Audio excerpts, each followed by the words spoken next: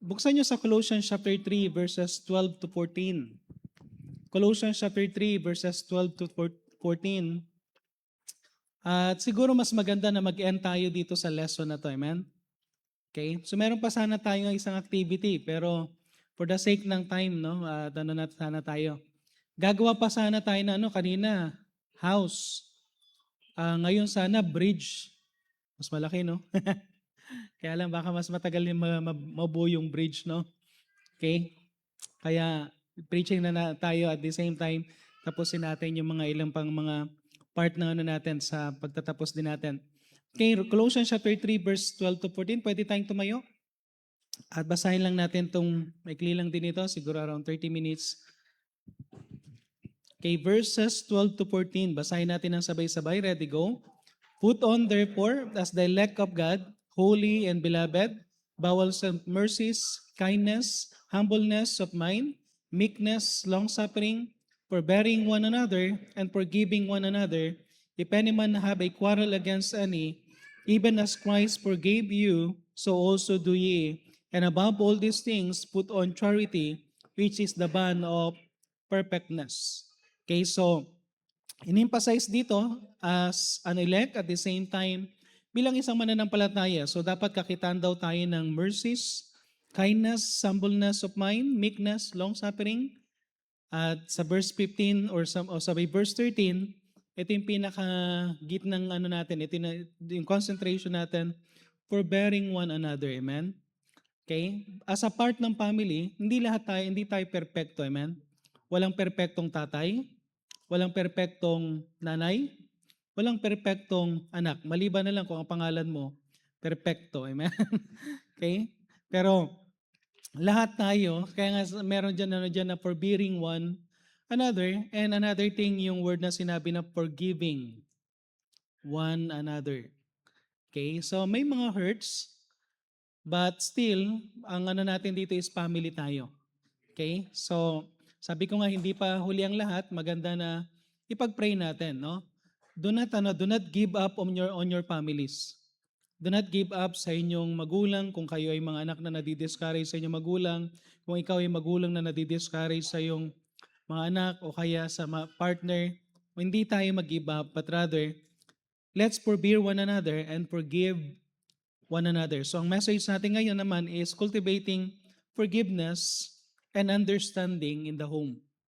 Cultivating forgiveness and understanding in the home. So tayo muna yung manalangin. Let's pray.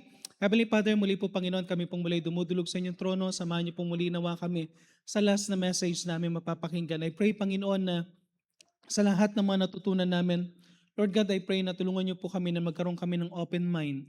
I pray, Panginoon, na may mga things na na-open sa buhay ng bawat isa sa amin, mga things na pagkukulang na kailangan namin level up, Panginoon, or mag-improve, Panginoon.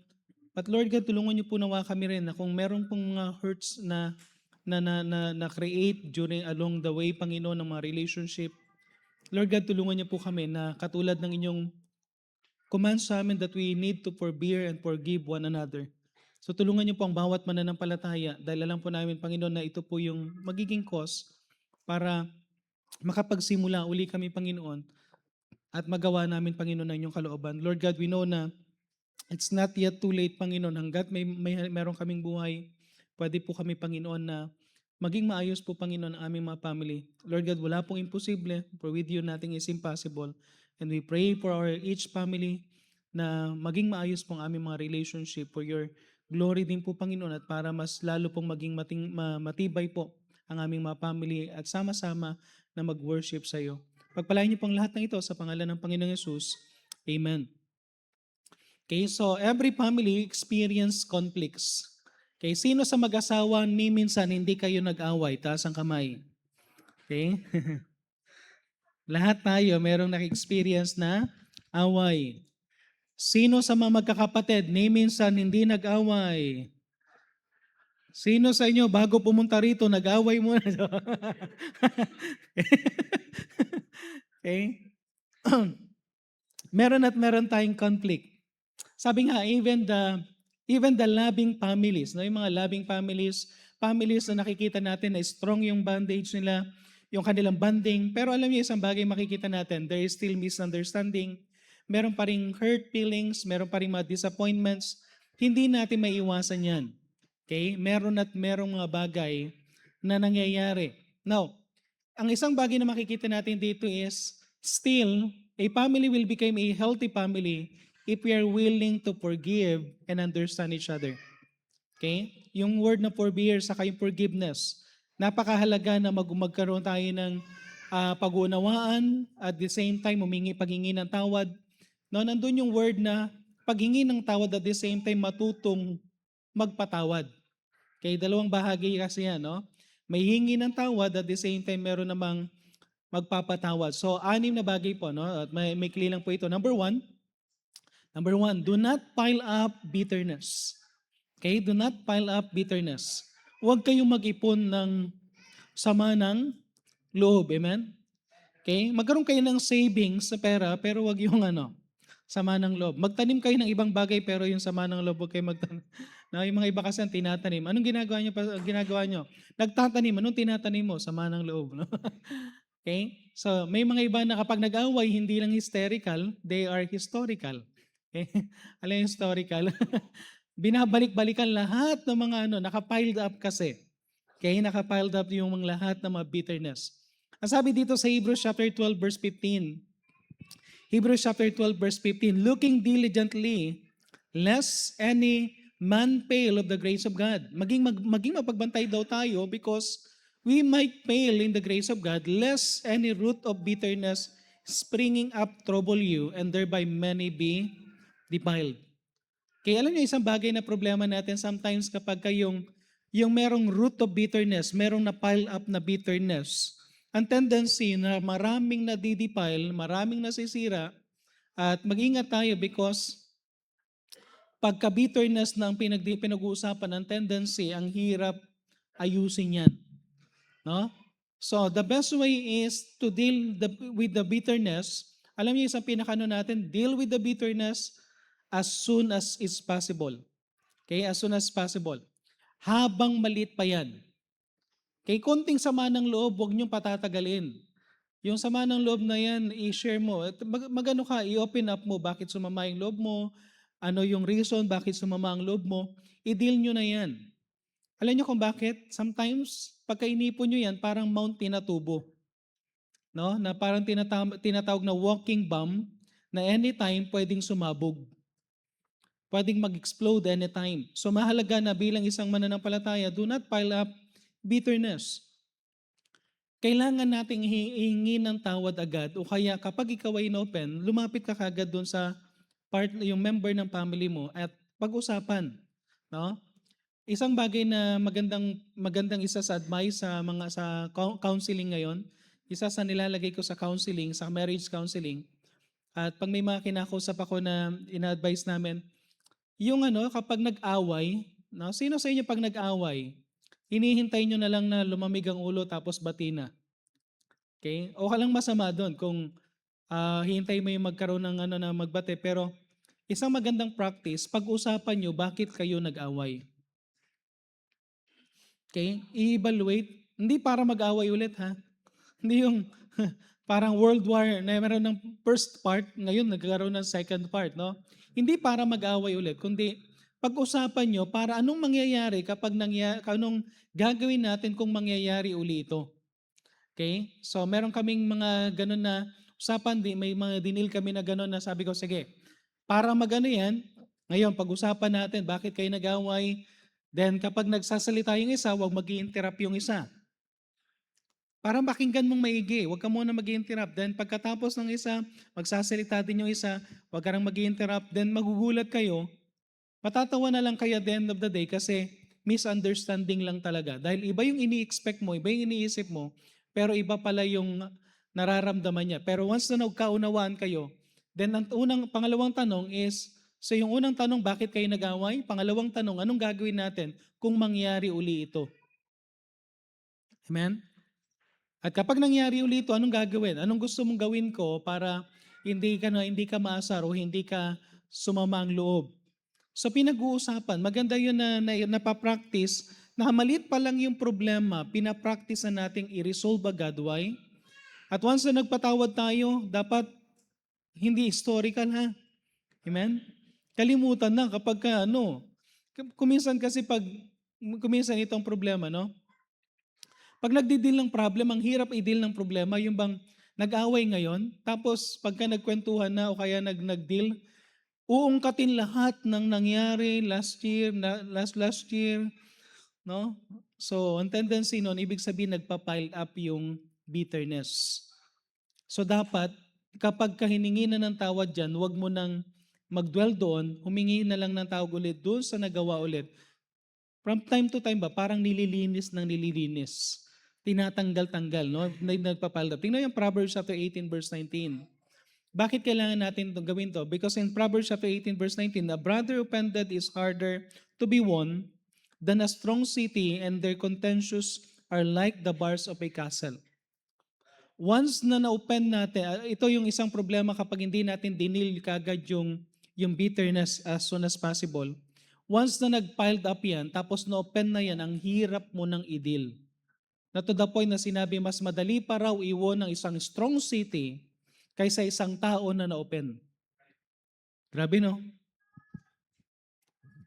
So, reality yan. Sinabi sa Proverbs na kuminsan halos magpapatawaran na lang kapag ka nasa yung may namatay na, no? Yung bang pag nasa kabaong na pinapatawad na kita, no? Hindi niya na narinig. Okay? Kaya mas maganda as soon as possible natin. Kumbaga, once and for all, kung ano yung mga problema before, kailangan hingi ng tawad. At once na humingi na tayo ng tawad, ang tendency, wag na nating babalikan. Kung meron mang naging problema, i-deal mo yung present problem, not the past problem. Huwag tayo mag-piled up. Pangalawa, number 2, forgive as God forgives. Forgive as God forgives. Paano tayo magpatawad? Magpatawad tayo katulad ng pagpapatawad daw ng Diyos. Ang sabi sa Colossians chapter 3 verse 13, forbearing one another, forgiving one another. If any man have a quarrel against any, even as Christ forgave you, so also do ye. Kung paanong daw tayo pinatawad ng Panginoon, ganun din daw tayo magpatawad. Okay? So our ability to forgive others begins with recognizing God's forgiveness toward us.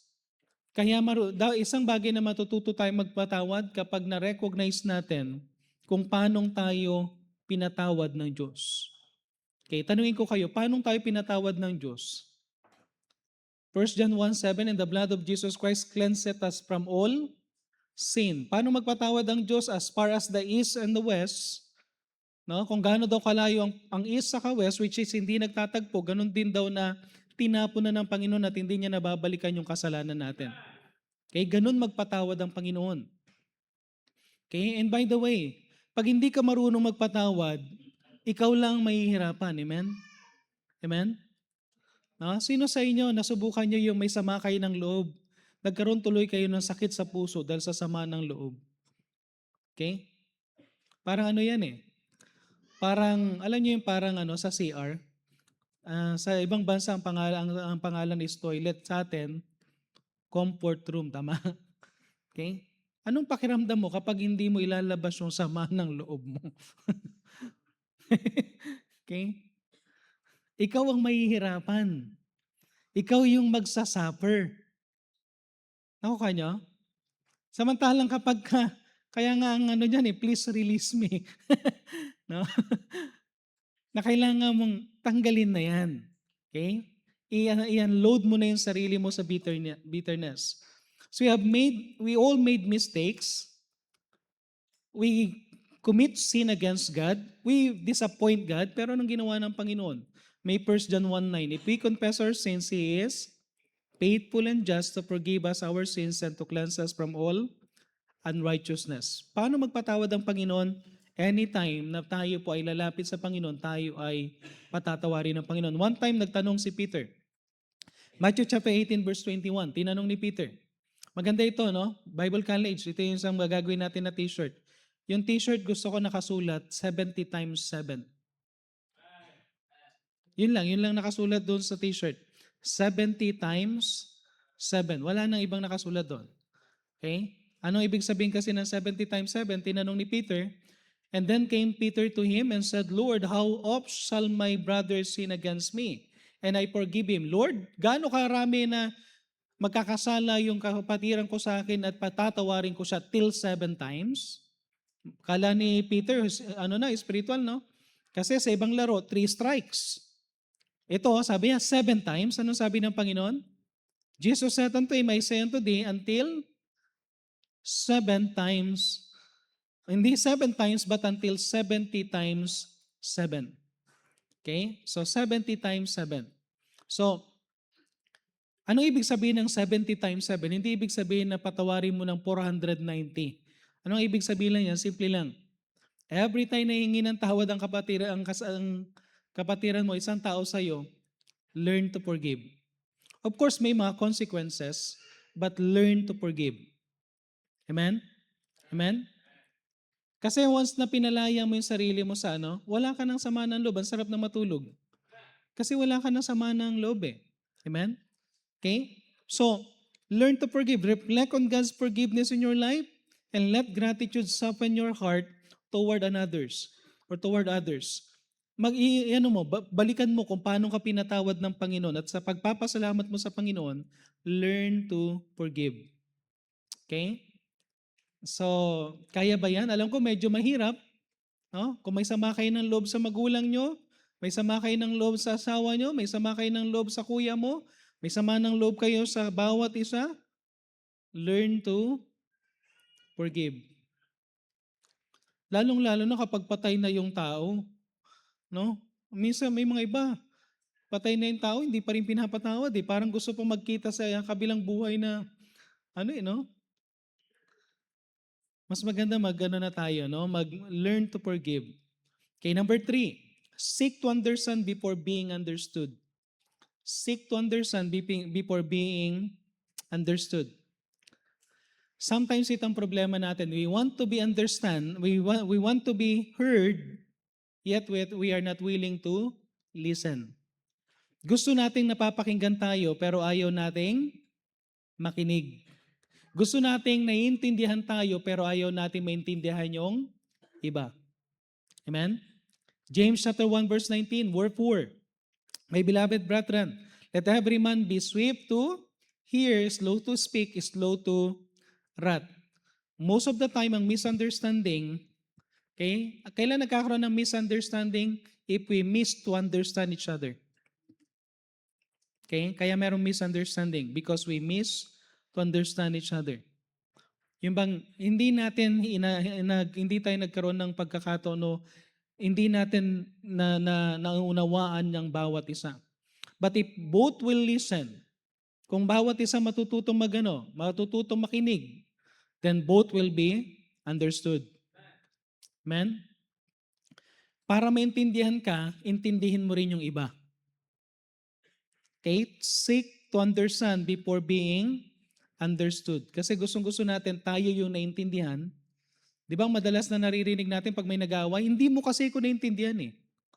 Ang tanong, ikaw ba naintindihan mo siya? Amen? Okay? So, selfish yun kapag gusto mo lang ikaw yung maintindihan. So we need to listen. And listening leads to understanding. And understanding leads to know each other. And knowing each other lead to a joyful and harmonious relationship. Pag nakinig ka, maintindihan mo. Pag naintindihan mo, makikilala mo yung tao. At kapag nakilala mo yung tao, magiging maganda yung pagsasama. Amen? Amen? So nagsisimula yan sa pakikinig. Okay? Kaya nga mahalaga na mag-usap. Siguro kung meron man tayong isang bagay na hindi makakalimutan ngayon, doon sa may team natin, connected. Para magkaroon ng connection, dapat merong communication. Amen? Amen? Communication, mag-usap tayo. Okay, number 4. Okay pa kayo? Bilis lang. Okay, number 4. Speak softly and gently. Speak softly and gently. Alam ko, lahat tayo naman dito tatamaan, amen? Kaya huwag niyong sasabihin na, Pastor, lahat ng preaching mo kami lang. Hindi. Sinama ko nga yung sarili ko dito eh. Okay, speak softly and gently. Proverbs chapter 15 verse 1, a soft answer turneth away wrath, but grievous words stir up anger. Listen, kapag gusto nyo mag-usap at gusto nyo magkasundo, ingatan ninyo na wala na tayong babalikan pa na grievous words. Amen? Okay? Gusto nyo magayos? Iwasan yung mga grievous words. Iwasan yung angry birds. No, joke. Para tayo mga angry birds na nag-away-away. Okay? Sa Nepal, meron silang dalawang Diyos. Angry God sa yung smiling God. No? At kapag nakita ko nga yung angry God, ang sagwa ng itsura. No? May pangil, may ano. Tapos nilagay nila sa isang sulok na ano kasi nga angry, no? Pero alam niyo, isang bagay na kailangan natin dito bilang isang mananampalataya, matuto tayo magkaroon ng soft answer or gentle answer. The tone of your words can either calm or inflame a situation. Either ano yan eh, kung anong klase ng tono, no? Tandaan nyo rin to, kahit na tama yung sinasabi natin, kung masakit naman yung pagkakasabi, hindi pa rin makakatulong. Amen? Amen? Okay? So, kailangan pa rin. Parang sa anak, kung gusto mong may sabihin sa magulang mo, sabihin mo out of respect. Yung meron pa ring respeto. Ang wife, pag may sinabi sa asawang lalaki, magsabi ka pero magpapakita pa rin ng paggalang sa authority ng lalaki. Ang husband, kahit na siya yung pinaka-head, still, hindi ibig sabihin na ikaw yung pinaka, no, is pwede mo nang sabihin yung mga salita na hindi rin magandang pakinggan. Dapat mag-ingat tayo because remember, ang asawa natin is weaker vessel. They are more emotional at madaling masaktan, ganun din ang mga anak. So mahalaga yung tone of voice. So speak calmly to avoid disagreement. Avoid hurtful and sarcastic words. Okay, maging maingat tayo doon sa masasakit na salita. Saka yung yung sarcastic na words. Yung alam yung sarcastic na words, ano yung mga sarcastic na words, yung para bang, ewan ko lang kung gagawin mo talaga, mga gano'n, no? No? Sana nga, mga gano'n. Alam niyo yung kuminsan pag may mga words na gano'n, parang ang dating tuloy is hindi ka naniniwala. Sometimes seryoso na yung asawa mo, seryoso na yung magulang mo, pero hindi mo binibigyan ng pagkakataon, ikaw din ang magsasuffer. Okay? Let's hope na merong changes. And by the way, hindi agad-agad nangyayari yan. Tulungan mo, no? Okay? Listen. Sino ang tutulong sa husband para maging maayos din siya magsalita? Yung wife. Sino ang tutulong dun sa wife para maging maayos din siyang i-treat yung kanyang husband? Yung husband. Okay? Ganon din ang mga anak. Gusto niyo maging pag nakikita niyo ang mga magulang ninyo na nagkakaroon ng changes o kaya desire nila na magbago, bigyan niyo ng pagkakataon. Nakukuha niyo ibig sabihin? Ang problem kasi, gusto nating magkasundo-sundo pero ayaw nating bigyan ng pagkakataon. So paanong magbabago? Paanong sila gagawa ng tama kung ayaw naman natin paniwalaan? Okay? So choose kindness over being right. Magano tayo na tignan pa rin natin na maging, wag mong i-insist yung pagiging kung ano yung rights mo. Kaya wag mong i-ano na palaging ikaw yung tama. Tingnan mo naman na maging kind ka naman. Gentle words create space for healing. Now, yung mga gentle words, nag-create yan daw ng mga space for healing na ang tendency mag-heal yung mga hurts na naramdaman before. So, learn to speak softly and gently. Number 5, practice humility and admit mistakes. Okay, James chapter 5 verse 16, confess your faults one to another and pray one to another that ye may be healed. The effectual fervent prayer of a righteous man availeth much. Tandaan natin na even ang prayer natin affected kapag hindi tayo maayos. Kaya nga mahalaga dito na we need to confess our sin one to another or confess our faults one to another. Kapag merong pride, ang pride always depends. Ang pride always justifies. Ang pride always blame. Pero kapag merong humility Ang humility, it restores relationship.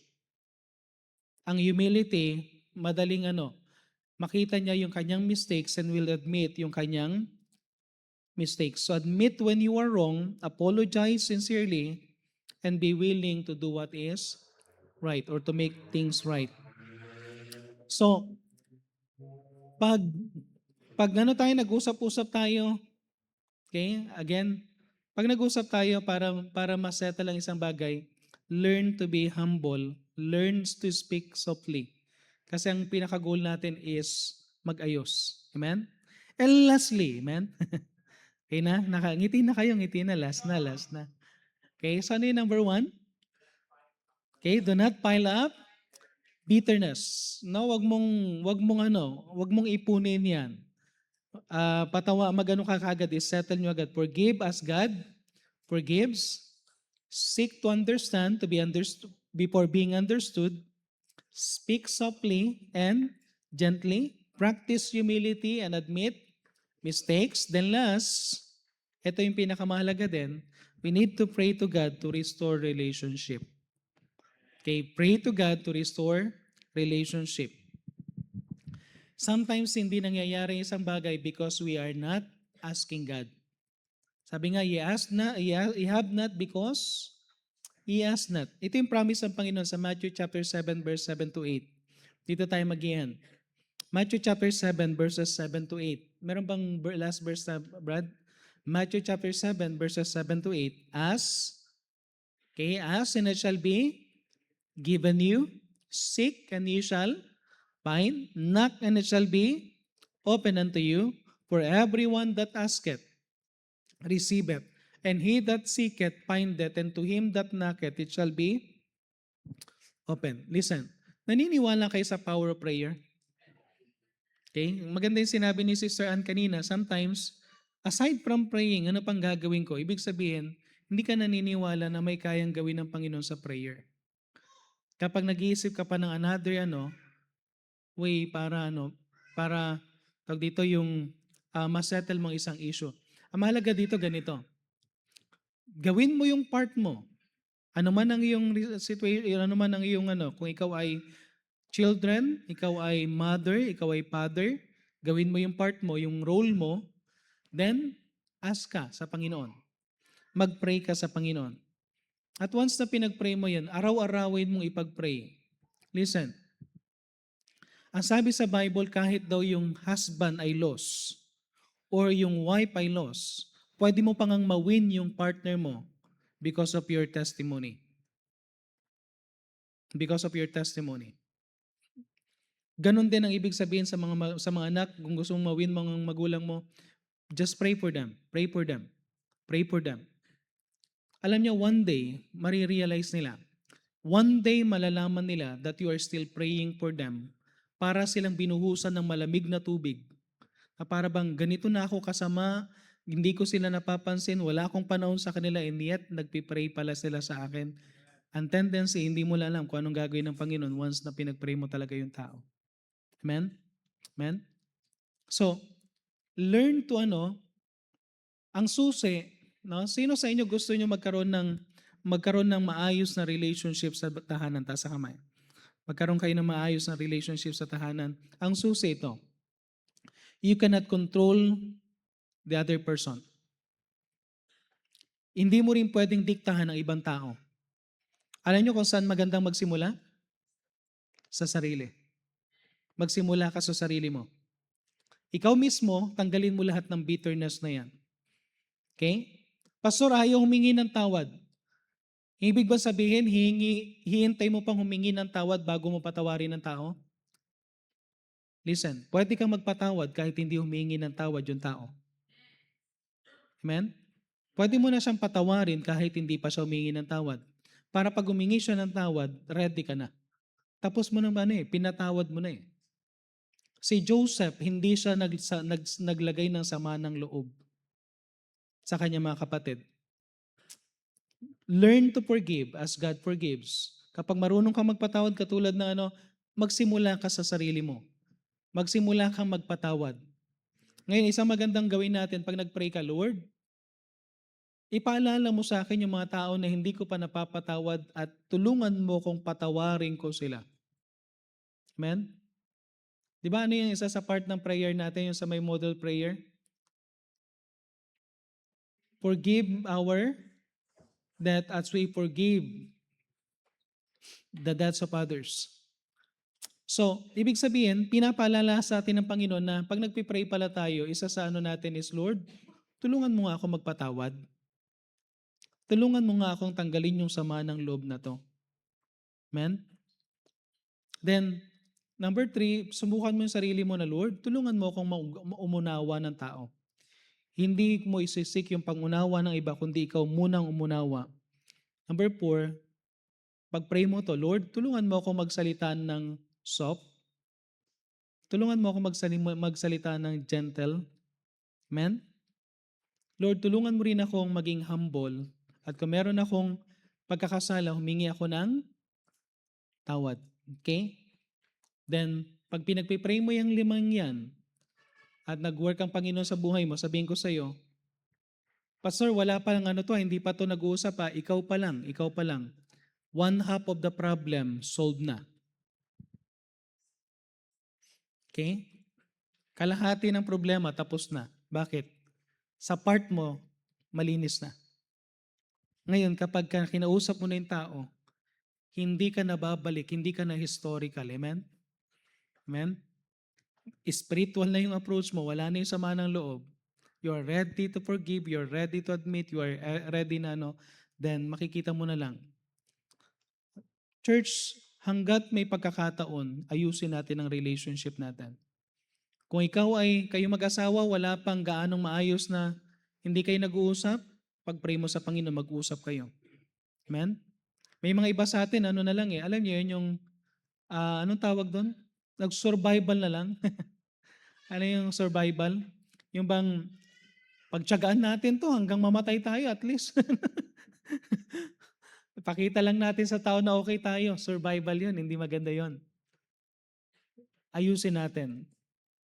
If meron kang mga things na hindi maayos sa iyong mga anak o kaya sa family mo, then ano kailangan natin gawin? Let's tawag doon yung mag-made up, yung, reach out sa kayong yung magsimula kang wala ka ng kung wala ka nagawa before, so anong gawin mo? Gumawa ka ng way na mag-make up ka, no? Ibig sabihin, gawin mo naman this time. Ano ba yung mga dati mong hindi nagawa before? Gawin mo. Pastor, paano yan? Kapag kukutsay nila ako dahil sa ginagawa ko, nasasabi nila, ngayon mo pa gagawin? Okay lang yan. Ang gawin mo ganito, Lord, gagawin ko to hindi lang para sa kanila, kundi gagawin ko to para sa'yo. Amen? At once na ginawa mo yung para sa Panginoon, hindi ka madidisappoint kahit na hindi ka paniniwalaan. At least you are doing what is right. Later on, lalambot din yan. Amen? Magkakaroon din ng maayos Okay, so I pray na lahat ito ng mga bagay na to is ipag-pray natin na, Lord, tulungan mo ko na ma-overcome ko itong mga bagay na to. So tayo po'y manalangin. Let's pray. Heavenly Father, muli po Panginoon, kami pong muli Panginoon ay dumudulog sa inyong trono, nagpapasalamat sa inyong binigay na biyaya at awa. At I pray na tulungan niyo po kami Panginoon na magawa namin Panginoon ng inyong kalooban Panginoon sa aming mga buhay. Pagpalain niyo po Panginoon ng bawat isa, bigyan niyo po kami Panginoon ng patuloy na gabay po ninyo at tulungan niyo po kami Panginoon na matuto kami Panginoon na magpatawad. Matuto kami Panginoon na tanggalin Panginoon yung mga alinisin, ang mga any bitterness sa buhay namin. At tulungan niyo po kami na magsimula kung ano yung tama ngayon Panginoon. Lord God, we want to restore our relationship. We want to have a good relationship and a harmonious relationship sa aming family. Lord God, samahan niyo po kami. Hindi po namin ito kaya. Marami pong mga things na beyond our control, beyond sa aming kakayanan Panginoon at hindi namin mababago ang tao. But Lord God, magsimula po kayo sa individual hearts ng bawat mananampalataya na naririto. Samahan niyo po kami, Panginoon, sa aming magiging invitation kay pong may test pong muli sa aming kalagitnaan ng Diyos. I pray. Amen. So habang tumutugtog ating pianist, hindi natin patatagalin. Pwede tayong tumayo lahat if God spoke to your heart, may mga things na kailangan tayong ayusin, pwede tayong tumayo. At ugaliin uli natin na once na kinausap tayo ng Panginoon, pwedeng pumunta tayo dito sa harapan, mag-kneel down tayo at simulan natin na tawag dito na tayo ay mag pray sa Panginoon. Again, hindi natin alam yung pwedeng gawin ng tao, no? O kaya maging reaction ng tao kapag ginawa natin kung ano yung tama. Pero still, ibang-iba pa rin yung magsimula tayo. Kung gawin mo yan sa sarili mo, sabi ko, half of the problem solved. At ipagpipray na lang natin ang Panginoon na mag-deal sa family members natin. Pero at least we are trying our best na magkaroon tayo ng maayos na relationship. At kung meron mga hindi paligtas na naririto na wala pang katiyakan ng kaligtasan, taas mong kanang kamay mo, gusto namin i-share sa'yo kung paano mo tanggapin si Jesus Christ bilang tagapagligtas. Meron ba sa atin dito?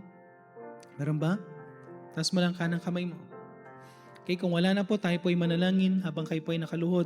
Let's pray. Heavenly Father, maraming salamat po sa binigay niyo po, Panginoon, na mensahe sa bawat isa po sa amin.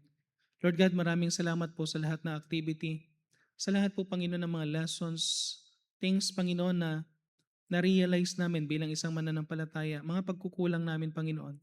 Lord God, we know na lahat po kami na inaririto, Panginoon, para makorek ng aming mga attitude, Panginoon, mga things na pagkukulang namin, Panginoon. Lord God, tulungan niyo po kami na huwag naming isisi ang problema sa aming mga tahanan sa iba't ibang miyembro ng pamilya, Panginoon. But tulungan niyo po kami na makita namin anong part namin, Panginoon. Anong pwede namin gawin, Panginoon, para ma-restore ang aming mga relationship. Lord God, tulungan niyo nawa kami, Panginoon, na huwag kaming mag-surrender bagkos kami po ay patuloy na kumilos po, Panginoon, at gawin namin na inyong kalooban. Lord God, help us to fulfill our role, to fulfill, Panginoon, yung mga nais niyo pong gawin namin bilang isang miyembro ng pamilya. At tulungan niyo po kami, Panginoon, na maging mapagpatawad, maging gentle, Panginoon, at pagkaroon ng humble heart, Panginoon, para humingi ng tawad.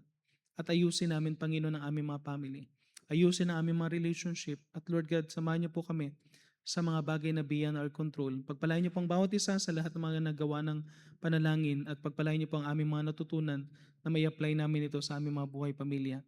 Ito na po ang aming samot dalangin sa pangalan ng Panginoon Jesus. Amen.